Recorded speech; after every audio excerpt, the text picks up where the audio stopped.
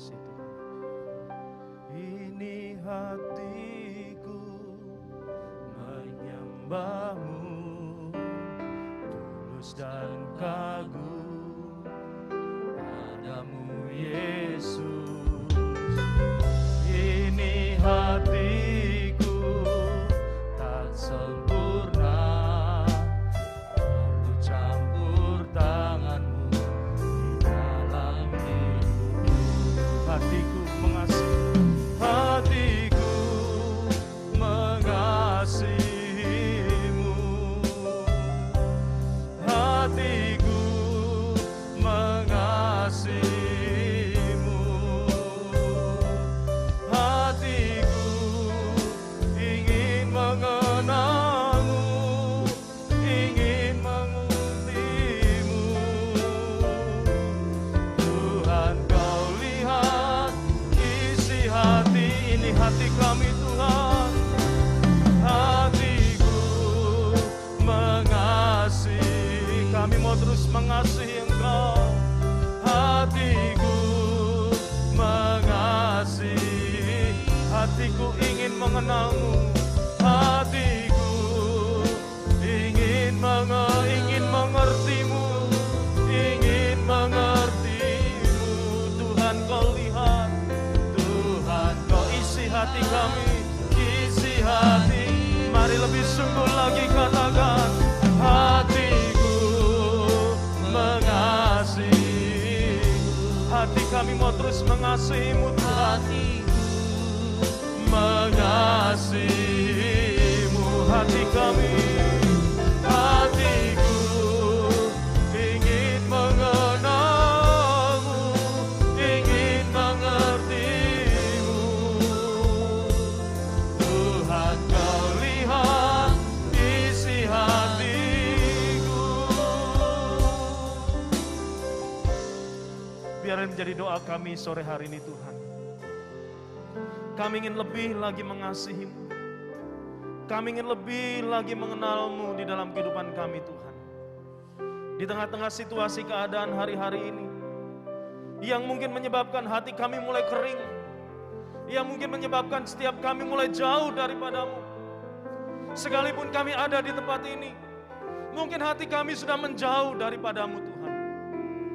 Tetapi biarlah sore hari ini, hati kami yang kering, hati kami yang gersang, kembali Kau taburi dengan kebenaran firman-Mu.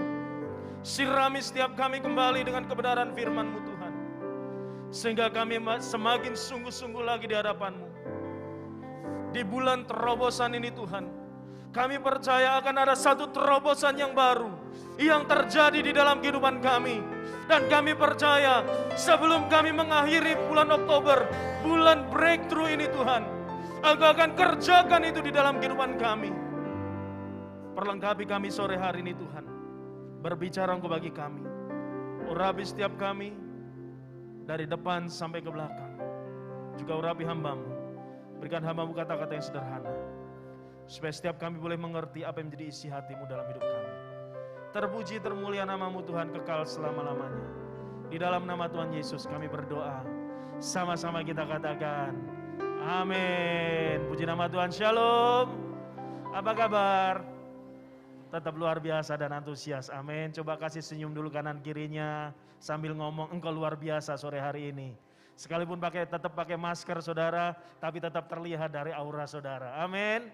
Haleluya. Saudara kasih Tuhan, kita bersyukur sore hari ini kita boleh ada di tempat ini, kita boleh memuji Tuhan, kita boleh menyembah Tuhan. Dan kita percaya sore hari ini ada sesuatu yang baru yang mau Tuhan taruhkan di dalam kehidupan kita.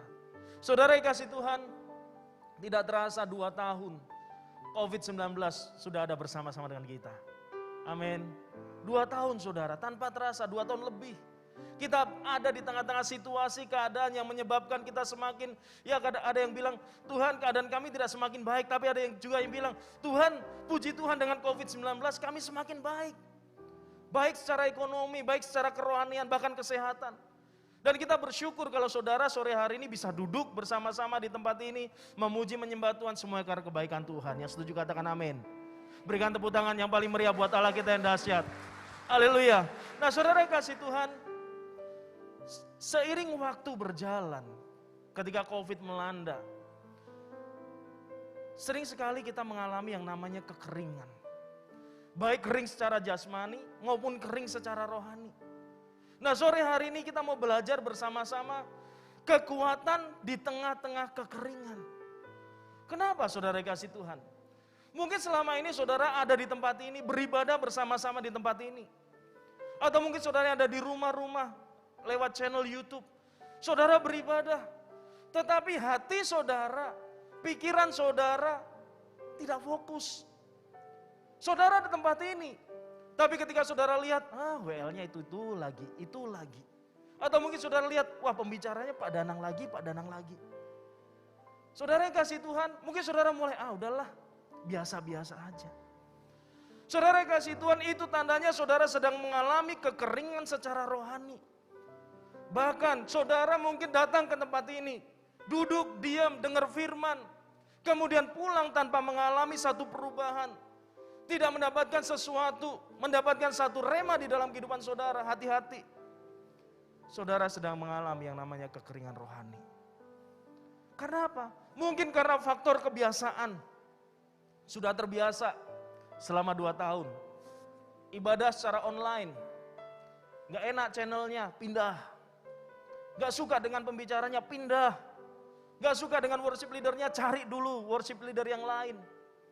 Atau ketika saudara duduk di tempat ini, tadi saya sudah katakan, pikiran saudara melayang-layang gak tahu kemana. Sebentar-sebentar lihat jam, waduh lama kali lah. Jam 6 baru mulai, baru 5 menit saudara, udah lihat jam. Waduh kok lama ya, 5 menit lama saudara. Mungkin saudara bisa tertawa, tersenyum mendengar hal ini. Tetapi mungkin ada di antara Bapak Ibu Saudara sore hari ini di tempat ini mengalami hal demikian. Mengalami satu masa kekeringan. Bahkan ketika firman diberitakan, sebentar-sebentar ke toilet. Sebentar-sebentar keluar. Saudara, itulah yang dinamakan kekeringan rohani. Tetapi, lihat apa kata firman Tuhan di dalam Yeremia 17, ayat yang ke-7 sampai ke-8. Yuk kita baca bersama-sama. Yeremia 17 ayat yang ke-7 sampai ke-8. 3, 2, 1.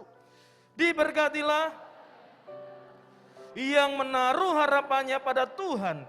Ia akan seperti pohon yang ditanam di tepi air, yang merambatkan akar-akarnya ke tepi batang air, dan tidak mengalami datangnya panas terik, yang daunnya tetap hijau, yang tidak khawatir dalam tahun kering, dan tidak berhenti menghasilkan buah. Bapak Ibu Saudara yang kasih Tuhan,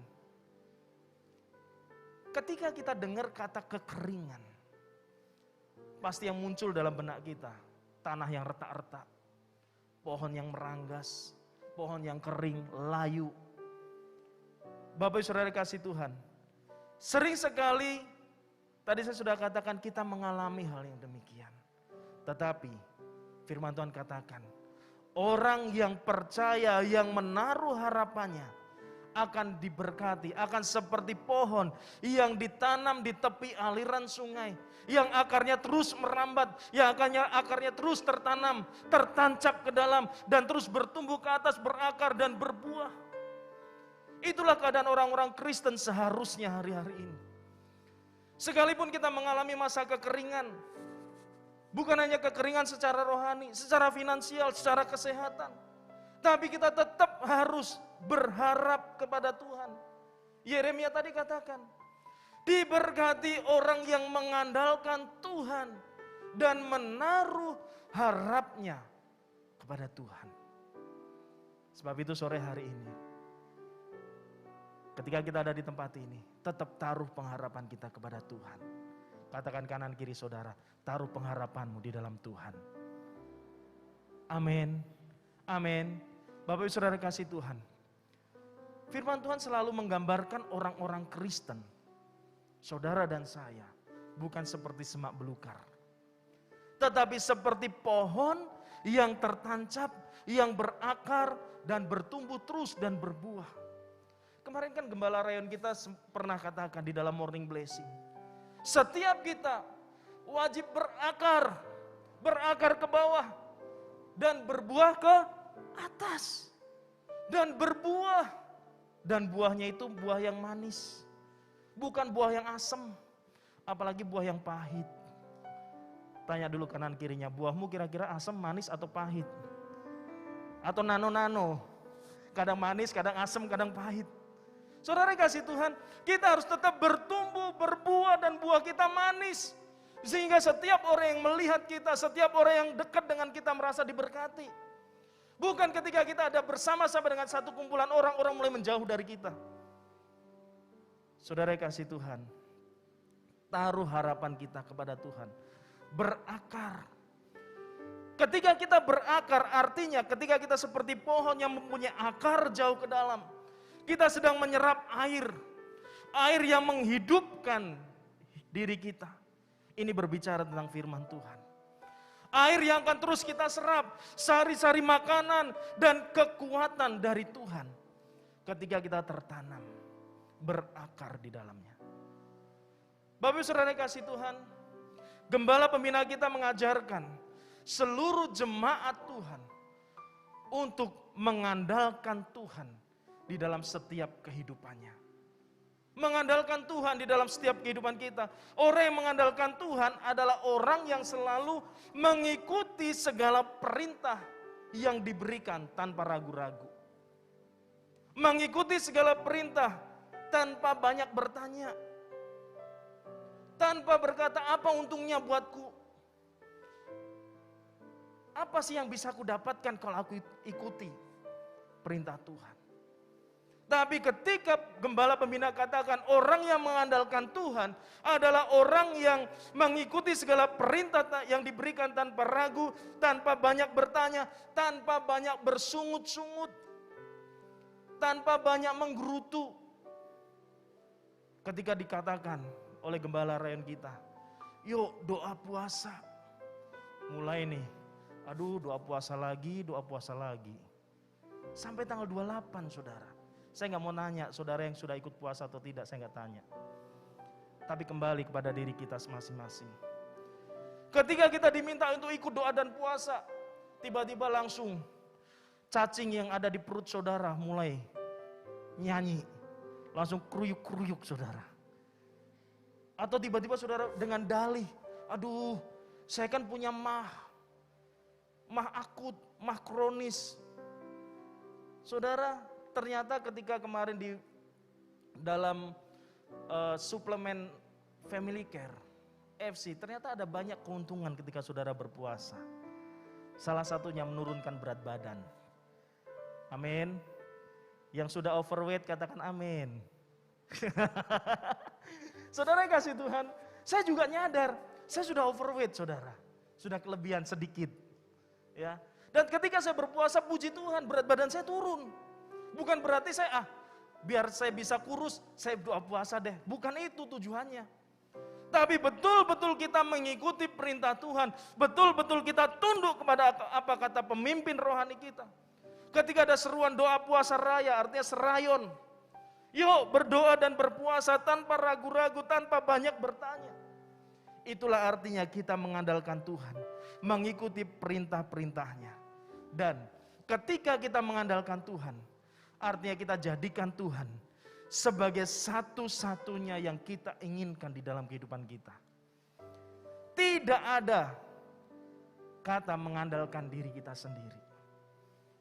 Saudara yang kasih Tuhan, ketika kita mengandalkan diri kita sendiri, mengandalkan apa yang menjadi pemikiran kita, bahkan mungkin, mengandalkan pendidikan yang saudara terima, mengandalkan kekayaan, kedudukan, kepintaran, dan lain sebagainya.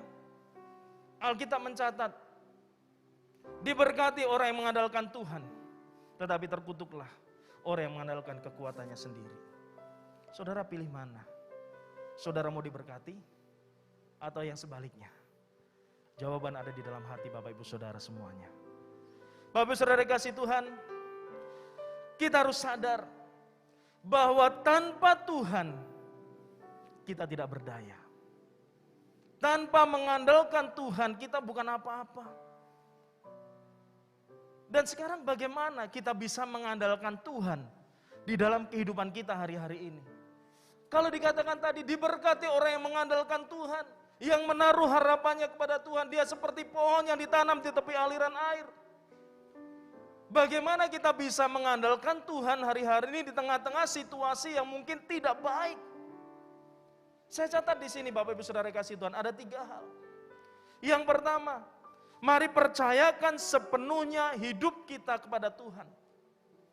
Percayakan hidup kita sepenuhnya kepada Tuhan. Mengandalkan Tuhan artinya tadi sudah dikatakan menaruh harapan kita 100%. Bukan 50%, bukan 40%, bukan 70 plus 20%, itu dipanbil saudara. Kalau dipanbil ada 70 plus 20. Tapi sama Tuhan, 100% kita andalkan Tuhan di dalam kehidupan kita. Yang setuju katakan amin.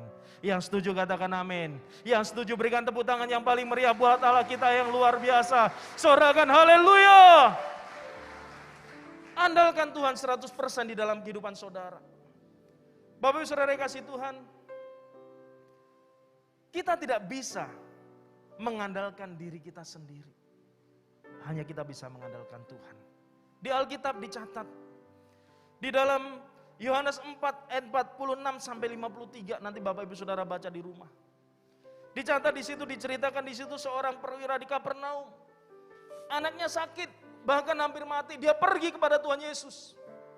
Karena iman percayanya, dia hanya ngomong sama Tuhan, Tuhan berbicaralah. Dan apa Tuhan Yesus katakan? Pergilah, anakmu hidup. Ketika dia pulang kembali ke Kapernaum, di tengah jalan dia bertemu dengan orang-orang yang ada di rumahnya. Dan mereka berkata, Tuhan, anakmu sudah hidup. Dan ketika dia tanya, kira-kira jam berapa? Jam di mana ketika Tuhan Yesus ngomong, pergilah, anakmu hidup. Itulah iman percaya. Itulah ketika kita mengandalkan Tuhan sepenuhnya di dalam kehidupan kita. Apapun yang terjadi hari-hari di dalam kehidupan Bapak Ibu Saudara. Ketika Bapak Ibu Saudara datang ke tempat ini, ketika firman Tuhan diberitakan, diberikan di dalam kehidupan kita, jangan kita ngomong, firman itu bukan buatku. Tapi dengan iman percaya kita berkata, yes, amin. Itulah firman yang akan terus menguatkan. Itu yang pertama. Yang kedua, supaya kita bisa mengandalkan Tuhan di dalam kehidupan kita, mari melekat kepada Kristus. Saudara yang kasih Tuhan, beberapa waktu yang lalu saya sudah pernah sampaikan bagaimana kita bisa mengenal dan melekat kepada Tuhan. Waktu itu saya katakan ketika kita melekat kepada Tuhan, artinya kita menaruh cinta kita kepada Tuhan. Kita taruh sepenuhnya cinta kita kepada Tuhan, tetapi Tuhan bukakan kembali. Melekat ternyata bukan hanya itu saja. Melekat kepada Tuhan, itu seperti digambarkan kita melekat kepada pokok anggur yang benar. Bapak Ibu Saudara kasih Tuhan, Tuhan Yesus menginginkan bahwa setiap kita bukan secara otomatis melekat, tetapi kita berikan hidup kita. Kita datang kepada Tuhan Yesus. Kita berikan kehidupan kita supaya kita bisa terus ada di dalam hadirat Tuhan. Kita melekat kepada Tuhan. Benar-benar menempel. Seperti perangko, saudara. Perangko dengan amplop. Kalau tidak ada perangko, sekarang sih nggak ada zamannya lagi kirim surat, saudara. Tapi dulu, ketika saya masih remaja, ketika mau kirim surat harus pakai perangko. Kalau sekarang kirim surat sudah jarang, paling email, pakai WhatsApp. Tapi ketika kita mau kirim surat, kita kasih perangko. Tanpa perangko, amplop itu nggak akan kemana-mana. Demikianlah kehidupan kita. Tanpa Yesus, tanpa melekat kepada Tuhan Yesus, kita nggak bisa kemana-mana.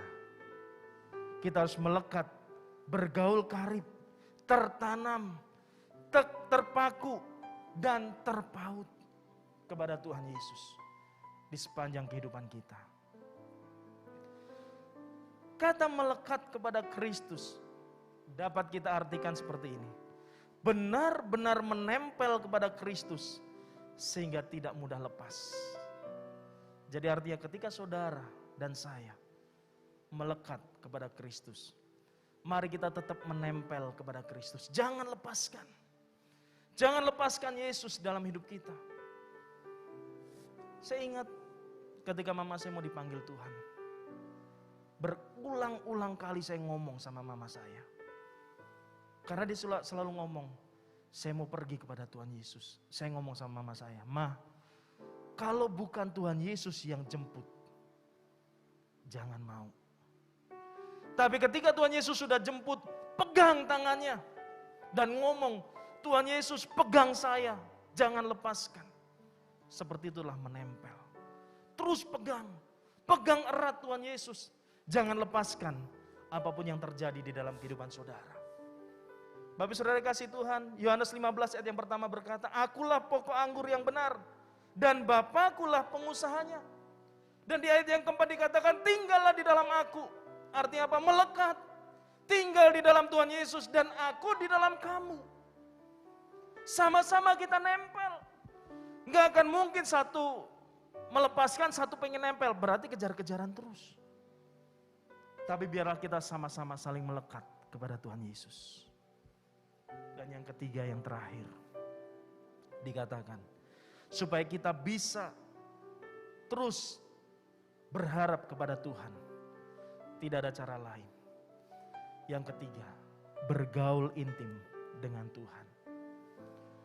Miliki keintiman yang dalam bersama dengan Tuhan. Di Alkitab dicatat ada seorang tokoh di Alkitab yang bernama Henok. Henok adalah seorang laki-laki pertama yang disebut di dalam Alkitab sebagai orang yang terus berjalan bersama dengan Tuhan. Kalau saudara baca di dalam Kejadian 5 ayat 22 sampai 24. Henok adalah seorang yang bergaul karib bersama dengan Tuhan. Hidup dalam kebersamaan, akrab dengan Tuhan. Dan Alkitab juga mencatat, Henok diangkat oleh Tuhan. Bapak saudara kasih Tuhan, intim bersama dengan Tuhan. Berjalan bersama dengan Tuhan. Mengikuti apa yang Tuhan mau. Bukan Tuhan mengikuti apa yang kita mau. Ikuti apa yang Tuhan mau di dalam hidup kita. Bukan minta Tuhan ikuti dong apa kemauanku, enggak. Tapi izinkan biar kita terus berjalan bersama dengan Tuhan, mengikuti kemauan Tuhan. Banyak sekali orang yang tidak mau berkomitmen ketika mengiring Tuhan. Bapak saudara kasih Tuhan, sekalipun kita sudah banyak mendengar firman, sekalipun kita sudah banyak belajar kebenaran firman Tuhan, tetapi kalau kita tidak mau berkomitmen di hadapan Tuhan, artinya kita tidak menaruh harap kita kepada Tuhan. Kemarin kami melayani di lapas Barelang. Ada satu kesaksian begitu luar biasa. Seorang yang masuk ke dalam tahanan, masuk ke dalam penjara karena melakukan kasus asusila. Dan saudara kasih Tuhan, ternyata dia juga seorang hamba Tuhan. Jadi menjadi hamba Tuhan belum jaminan kita bisa sungguh-sungguh di dalam Tuhan. Saya masih terus belajar untuk bisa terus berkomitmen di hadapan Tuhan. Melakukan apa yang menjadi bagian saya di hadapan Tuhan. Demikian juga dengan saudara. Dia bersaksi, bahkan dia minta maaf. Dia berkata, aku seorang hamba Tuhan yang gagal. Tapi saudara kasih Tuhan, sekalipun jatuh di dalam lembah kekelaman, ketika kita terus berharap kepada Tuhan, hamba Tuhan tadi tetap ada di dalam perlindungan Tuhan. Dia bertobat sungguh-sungguh. Dia terima vonis yang diberikan. Bahkan di dalam penjara, dia katakan, saya mau melayani Tuhan di sini. Saya mau menjadi berkat bagi banyak orang. Kami ngobrol banyak, kami cerita banyak. Bahkan saya terus doakan, biar diberikan kekuatan, diberikan keberanian, diberikan kemampuan.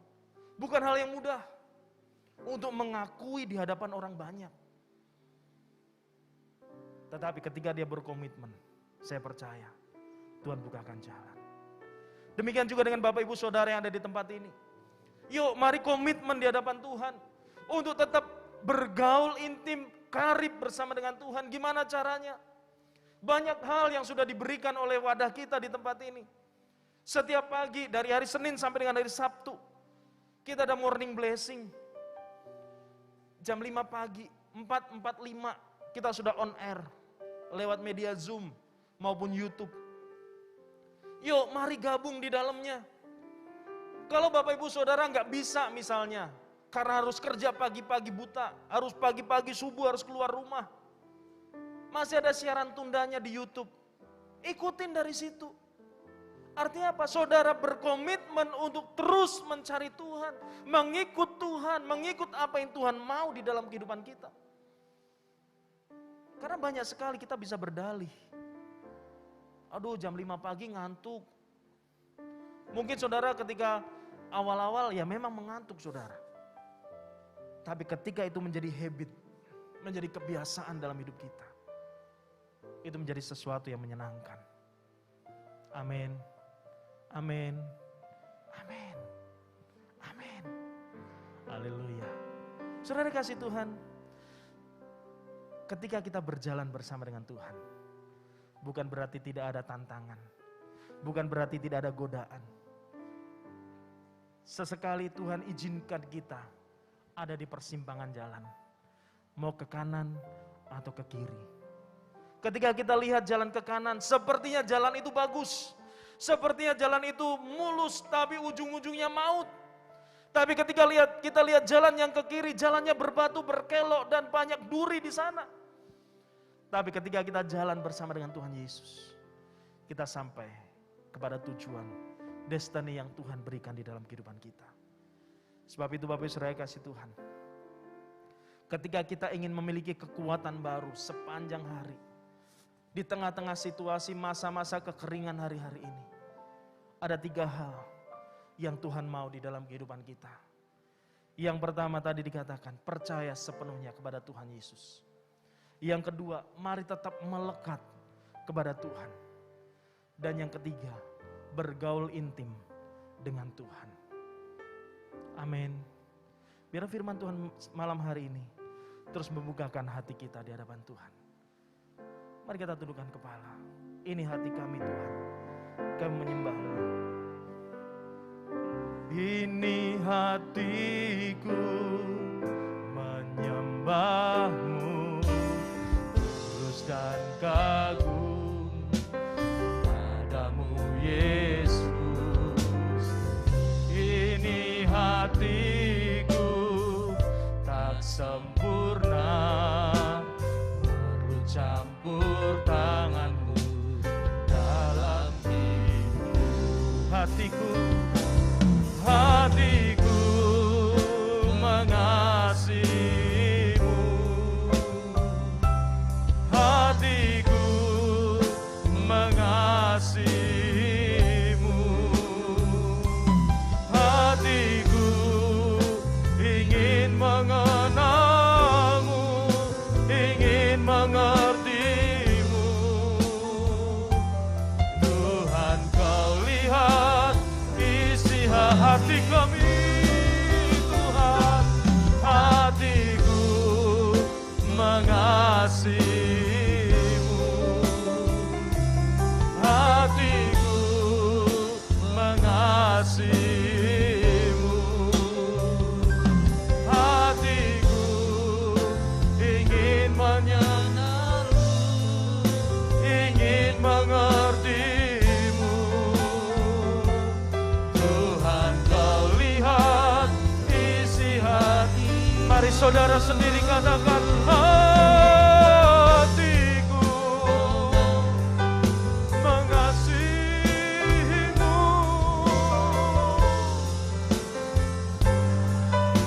hati kami ingin mengenal-Mu. Berhalamanya sate,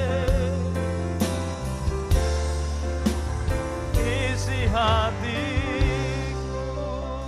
Saudara kasih Tuhan, biarlah Tuhan menyelidiki hati kita masing-masing malam hari ini. Mungkin kau di tempat ini sudah mulai merasa kering. Saudara mulai merasa tidak mendapatkan apa-apa ketika saudara datang ke tempat ini. Bahkan ketika saudara ada di rumah pun, ketika saudara beribadah secara online, hanya menjadi rutinitas di dalam kehidupan kita. Tapi malam hari ini, Tuhan melihat hati saudara. Mari semua tundukkan kepala, jangan ada melihat kanan kirimu. Kalau engkau berkata, Tuhan, hatiku sudah mulai kering, hatiku sudah mulai kering, angkat tanganmu di hadapan Tuhan malam hari ini. Biar Tuhan membasahi hati kita. Mungkin suami saudara tidak tahu hatimu. Mungkin istri saudara juga tidak tahu isi hatimu. Pacar saudara juga tidak tahu apa isi hatimu. Anak-anak saudara tidak tahu apa isi hatimu. Tapi Tuhan tahu. Tuhan tahu isi hatimu. Kalau engkau sudah mulai merasa kering, datang kepada Tuhan, hampiri Tuhan. Hampiri Dia. Oralabaya sana kadalabaralabaya sana. Kinaralabaya syakana baralabaya sana. Kinaralabaya shandaralabo. Tuhan, kau lihat tangan-tangan yang terangkat di hadapanmu malam hari ini. Tanda mereka mengaku di hadapanmu. Tanda mereka menyerah di hadapanmu. Kalau hati mereka mulai kering malam hari ini Tuhan, basahi kembali. Basahi kembali Tuhan dengan firman-Mu. Biar mereka tetap tertanam. Mereka tertanam di tepi aliran sungai-Mu. Dan apa saja yang mereka kerjakan, Tuhan jadikan berhasil.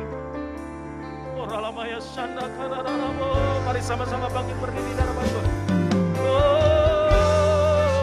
Sama-sama kita berdiri di hadapan Tuhan. Haleluya, sembah Dia. Haleluya.